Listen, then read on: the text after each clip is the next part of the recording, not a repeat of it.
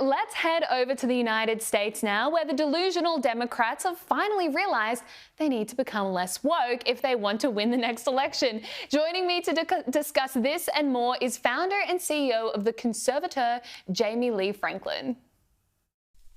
Jamie, thank you so much for joining me. A group of Democrats in the US have released a list of words that Democrats are apparently no longer allowed to use. They're woke trigger words. And apparently, if the Democrats ever want to win again, they need to stop using them. They're things like therapy speak, so dialoguing, othering, microaggression, anything that sounds like it's straight from a university, like subverting norms and systems of oppression, and anything that minimizes crime, like justice involved or involuntary confinement. I mean, that would seem to be half of the Democrats' lexicon, right?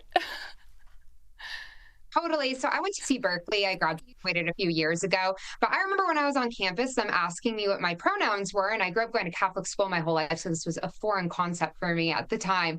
And I thought when they asked me that they were saying, and I was like, oh, I'm Miss Chandler. That's my maiden name at the time I was unmarried. And they're like, no, I'm talking, are you she, her? And I'm like standing there looking at myself. I have long hair and a skirt. And I'm like, why is this even a question? So I'm glad Democrats are finally starting to figure out some stuff. And I think they're going to be battling within their party between this activist base and just kind of more of the normal people. I know that they're trying to move into the center because they've just lost so many people in America, and the last 2024 election showed that.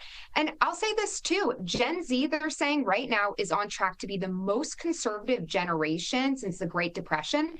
And I think it's largely because of this. My generation, we grown up just being inundated with these terms over and over again, and it's kind of uncool and out of touch. And what does any of it mean? Justice involved, microaggressions, endless pronouns. It just gets more and more absurd.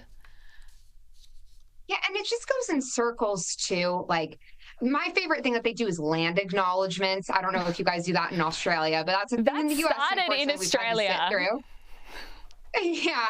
And I'm just like, okay, so they acknowledged, I guess, the last tribe that held possession of this land. But I'm like, what about the 100 tribes that conquered that land before that land? So it's just like, where are we going back to on this? It's just absolutely ridiculous. And like I said, in America, at least, a lot of people with inflation and everything are just trying to get food on the table. And so it just seems so out of touch. And it's all these rich liberal elites in San Francisco or in Manhattan, and the middle of the country is just like, we're over this, we're moving on. Yeah, exactly right. Well, we are the capital of land acknowledgements here in Australia, and it really makes people annoyed. But now I want to take you to Gavin Newsom's California, where fire hydrants are more likely to be used as bidets for the homeless than actually fighting fires. Trump and Gavin Newsom are now in a huge feud around Texas redistricting that favored the Republicans, and Newsom's promising to redistrict California to kind of level the playing field. Here's what he said on Instagram earlier. We now have moved from a legislative effort to have the backs of the people of Texas, and now we need to have the backs of people all across this country. We've got to disenthrall ourselves with the notion of whether or not we should play hardball to how we play hardball. So is this part of the whole Democrat rebrand? Gavin Newsom is now going to become the tough guy, and will it actually work? I don't think so. So as you can see, I'm in DC right now. That's where I live. But I grew up in California. I lived there for 22 years. And I lived in the Bay Area. And so I've seen Gavin Newsom as mayor of San Francisco, and I've seen him as governor of California. And every single time, anything he governs becomes worse and worse and worse. California is a beautiful state, and it used to be the golden age of America there. And now it's just in complete chaos and disarray under him.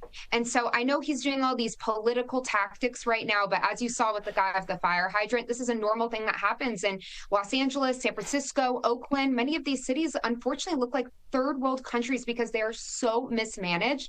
And so I think Gavin Newsom is trying to run for president for 2028. And it says a lot about the Democratic Party that people are saying that he's a front runner. But I think it's going to be impossible to escape this terrible record he has, ruining my beautiful state. I think Americans, by and large, will turn him down.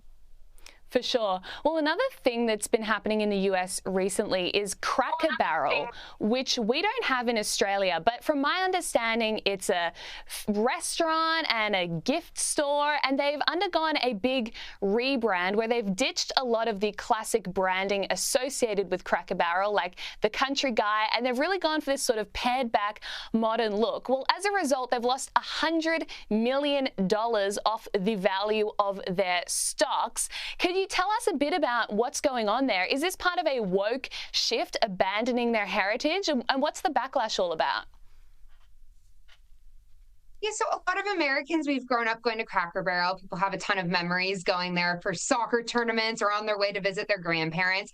And it's just known as this like very eclectic, nostalgic place to go to. It has like all of these things all over the wall. And that's part of its charm. And it has really good pancakes, I will say too.